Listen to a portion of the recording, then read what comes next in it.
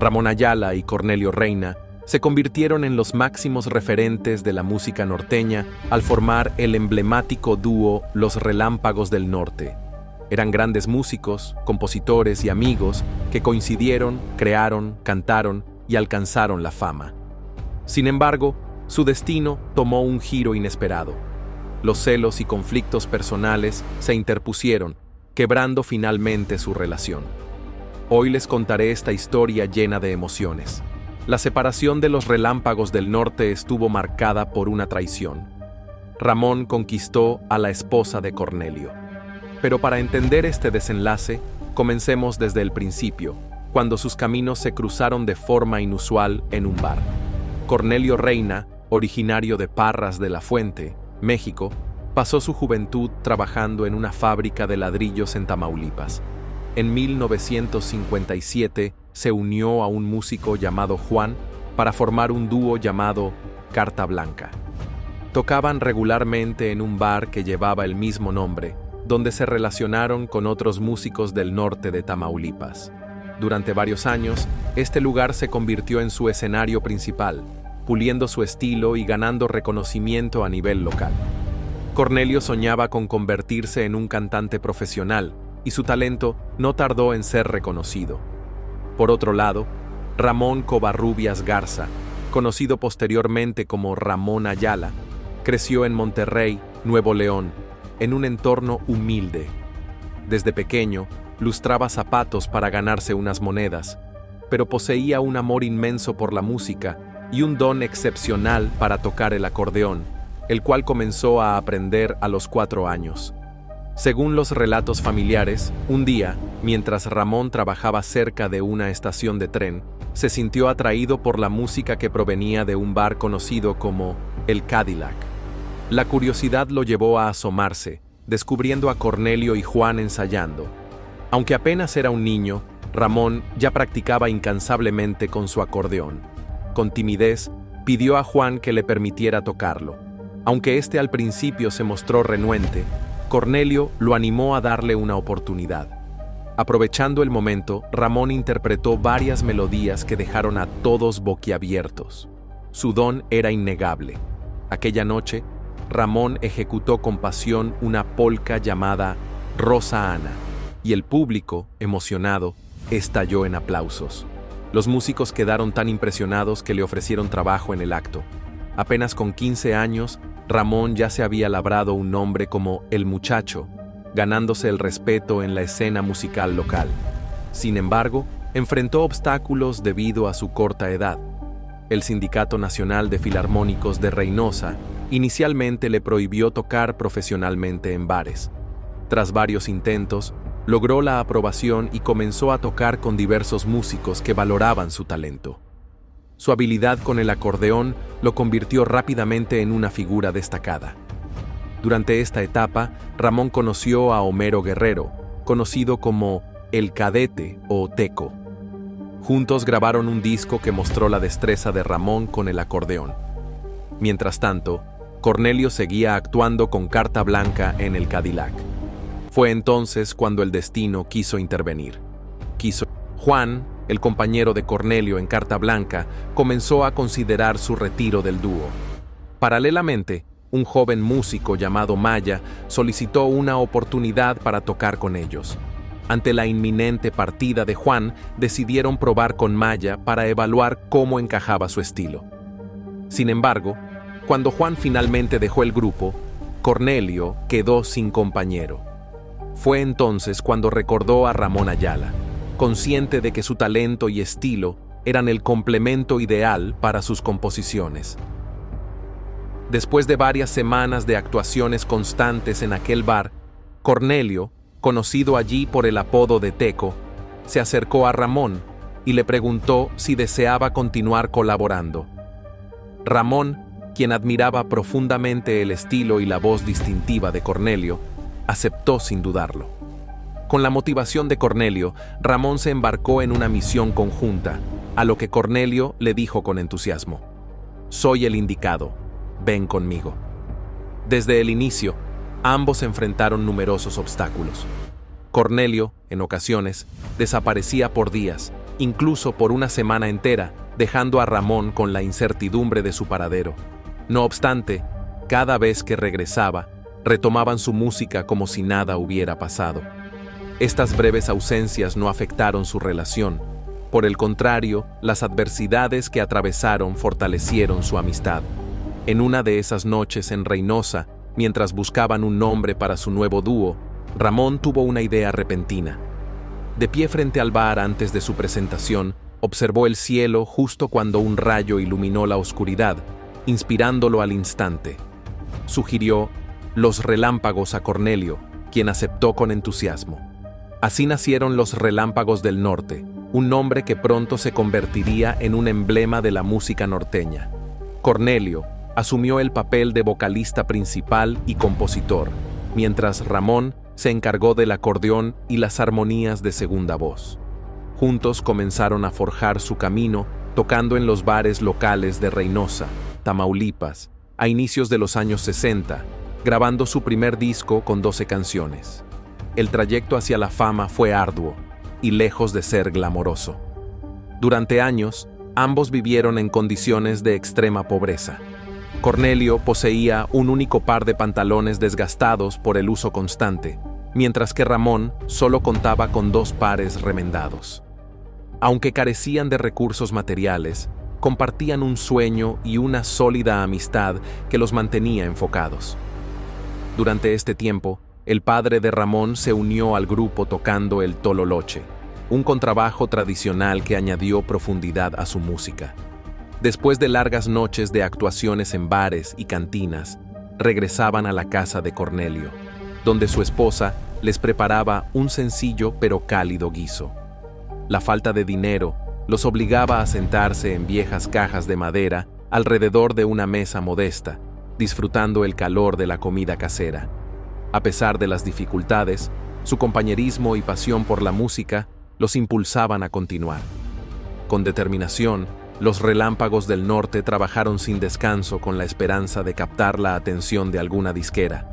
Tocaron innumerables puertas, presentaron su música y suplicaron oportunidades para grabar un disco, pero el camino estaba lleno de negativas. Ante las limitaciones del entorno local, decidieron cruzar la frontera hacia McAllen, Texas, convencidos de que podrían encontrar productores más receptivos. Sin embargo, siendo músicos mexicanos sin los papeles adecuados, a menudo recibían un rotundo no como respuesta. El destino les sonrió de forma inesperada en una noche de 1963. Tras finalizar una presentación en un bar llamado The Ice en McAllen, regresaban a su hotel cansados pero con esperanzas renovadas. En el camino, una camioneta se detuvo frente a ellos de manera repentina. Inicialmente pensaron que era un cliente que solicitaba una serenata de última hora, pero el conductor resultó ser un productor impresionado por su actuación esa noche. Les ofreció algo con lo que habían soñado durante mucho tiempo: la oportunidad de grabar un disco. Ese hombre, que marcaría un antes y un después en sus vidas, era Paulino Bernal, un reconocido músico tejano. Un día, mientras cruzaba la frontera hacia México, junto a su esposa para realizar unas compras, se detuvo en un bar local para pasar el rato. Mientras disfrutaba de unas cervezas, escuchó a 2 jóvenes músicos interpretando canciones que captaron su atención de inmediato. Intrigado, se acercó y les ofreció $1 a cambio de tocar algunas piezas adicionales. Al principio, los jóvenes no le dieron demasiada importancia, asumiendo que simplemente era un cliente más interesado en escuchar música como cualquier otro visitante. Sin embargo, esa noche marcaría el inicio de una nueva etapa en su carrera, llevándolos a lugares que jamás imaginaron. Después de un tiempo en el bar, Paulino tenía intenciones diferentes a las que los jóvenes músicos imaginaban.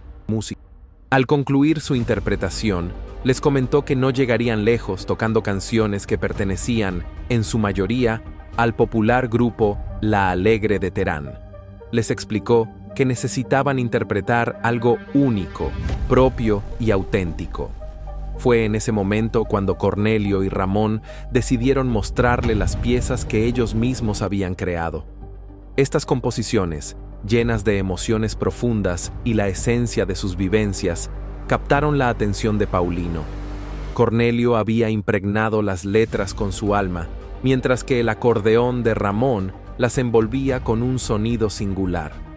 Paulino, una figura destacada en el ámbito musical y líder del afamado Grupo Bernal, quedó impresionado tras escucharlos.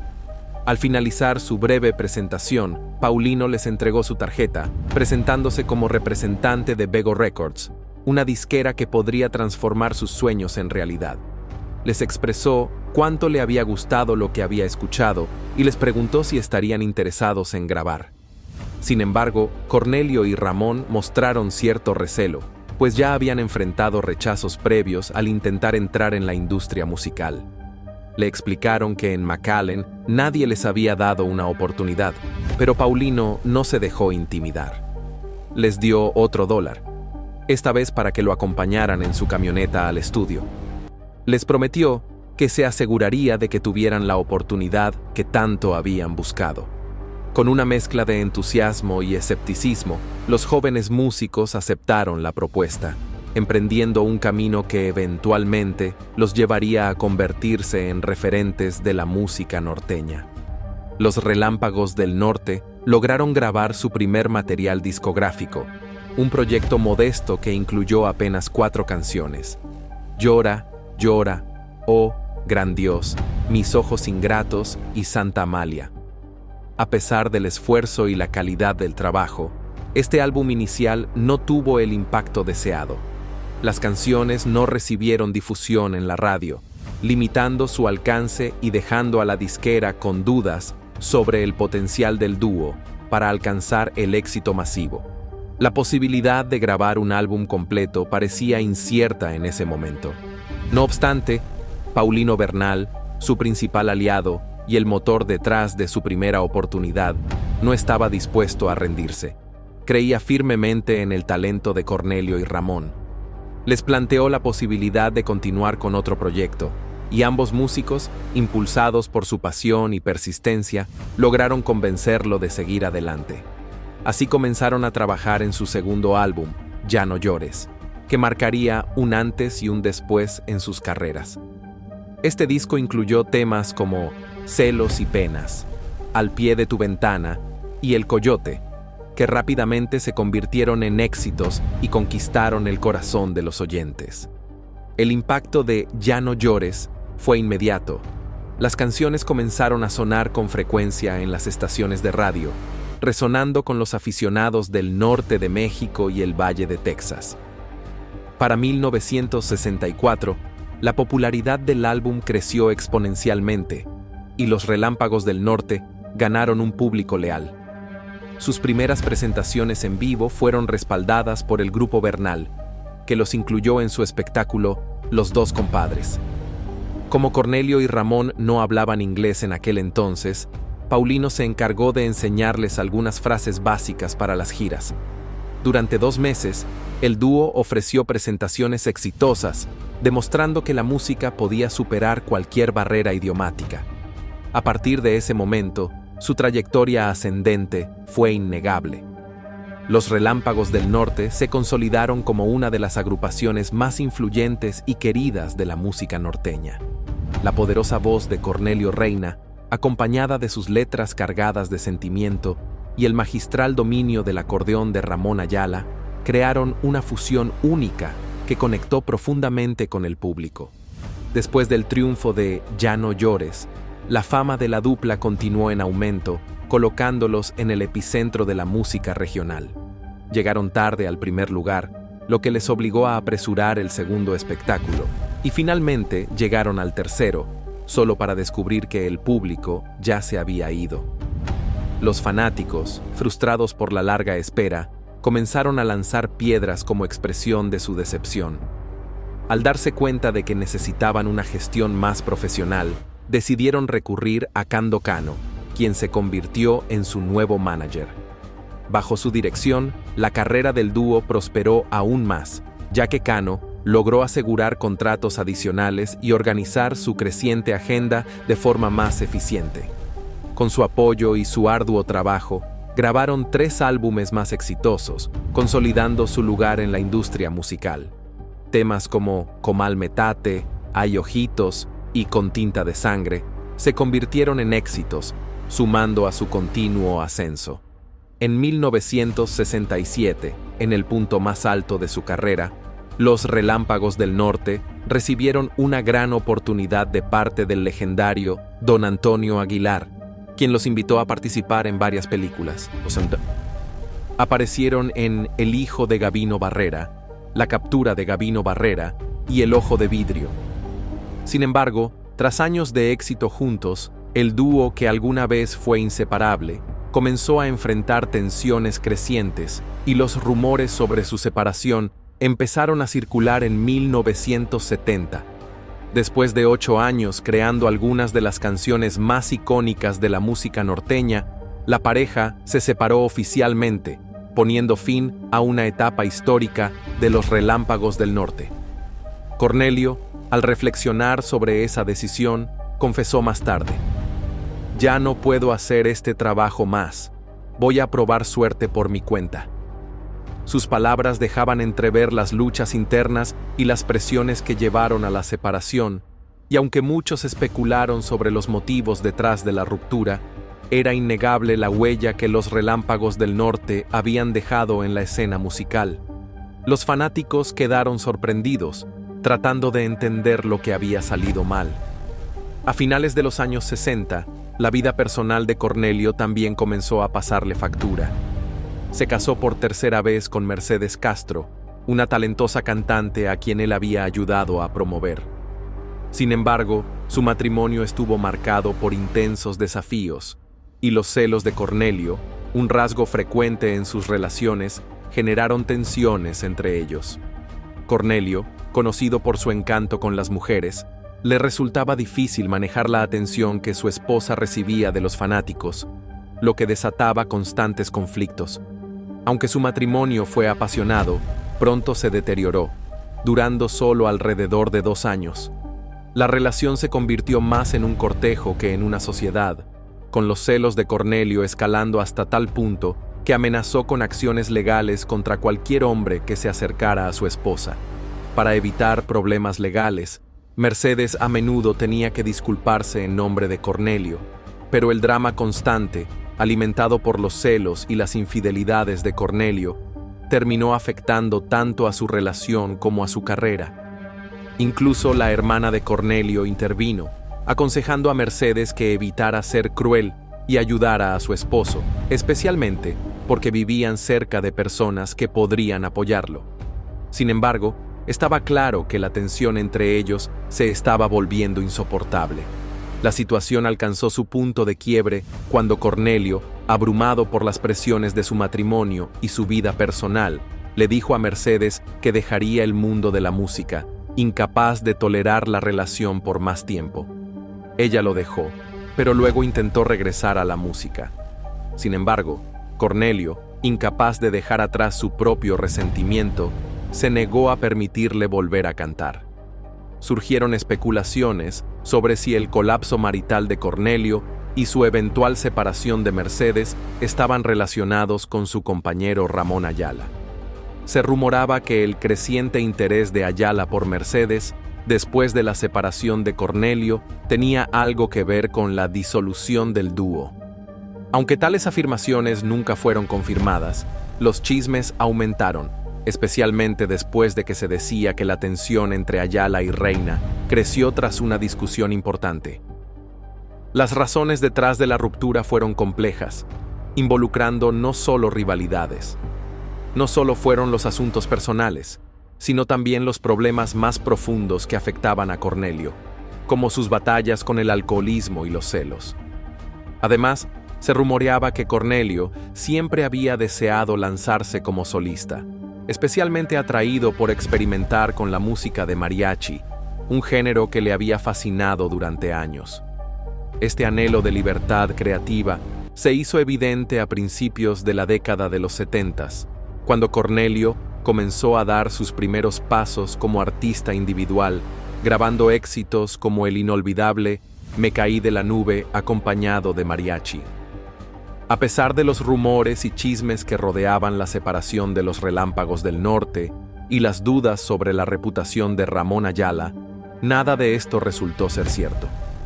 Cornelio Reina y Ramón Ayala siempre se mantuvieron como grandes amigos.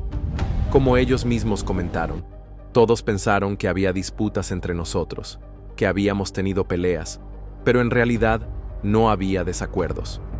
La separación fue simplemente un punto de inflexión para ambos. Para Cornelio, abrió nuevas oportunidades, especialmente en el género de mariachi, lo que le permitió incursionar en el mundo del cine.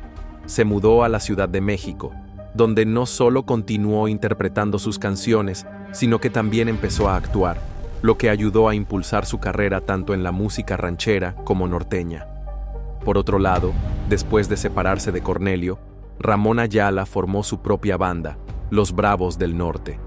El grupo rápidamente alcanzó el éxito, logrando su punto máximo en 1973 con su álbum debut Ni por un millón de montones de oro, que ayudó a consolidar a Ayala como una figura importante en la música norteña. La carrera de Ayala siguió en ascenso durante los años. En 2000, alcanzó uno de sus sueños al ganar un Grammy Latino por su éxito Quémame los ojos. Al año siguiente, agregó un Grammy estadounidense a su colección, consolidando aún más su estatus como una de las figuras más destacadas de la música latina. Sin embargo, uno de los episodios más oscuros de su vida ocurrió en 2009, cuando las Fuerzas Armadas mexicanas llegaron a una fiesta privada en la que él se encontraba actuando cerca de Cuernavaca y lo arrestaron, junto con los grupos Tormenta y Cadetes de Linares. Ayala no había hecho nada malo, simplemente estaba en el lugar equivocado, en el momento equivocado. Su abogado presentó rápidamente una petición ante la Comisión Mexicana de Derechos Humanos para abogar por su liberación.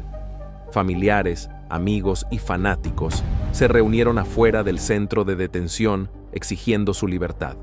Afortunadamente, Ayala fue liberado bajo medidas cautelares para garantizar su seguridad y salud.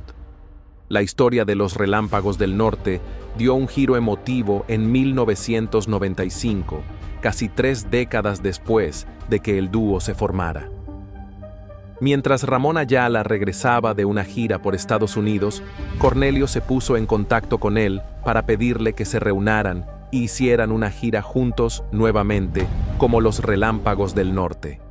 Ayala no pudo rechazar la propuesta, así que, durante la gira programada, Ayala realizó la mitad de sus shows con los Bravos del Norte y la otra mitad con los Relámpagos. Fue un reencuentro breve pero emotivo. Trágicamente, solo 2 años después, el 22 de enero de 1997, Cornelio falleció en la Ciudad de México debido a complicaciones relacionadas con el alcohol. En honor a su amigo, Ayala ofreció un concierto de mariachi, donde interpretó algunos de los mayores éxitos de Cornelio, rindiendo tributo al legado que habían construido juntos. Con más de 60 años de carrera, Ramón Ayala no tiene planes de retirarse del escenario. A los 79 años, Ayala, ampliamente reconocido como el rey del acordeón, no muestra signos de desaceleración tras una extraordinaria carrera de 6 décadas en la industria musical. A pesar de esto, el anuncio de su gira de 2024, titulada El principio de un final, desató rumores sobre un posible retiro después de más de 6 décadas en el negocio. Sin embargo, Ayala aclaró rápidamente que hay más detrás del nombre de la gira. «Me siento muy bien», explicó Ayala. «La gira se llama El principio de un final porque no sabemos cuándo terminará, a menos que Dios tenga otros planes. Seguiremos adelante». A sus 78 años, Ayala sigue siendo una figura clave en la escena musical, no solo para los fanáticos de la música norteña, sino también para las nuevas generaciones, desde Alfredo Olivas hasta Peso Pluma.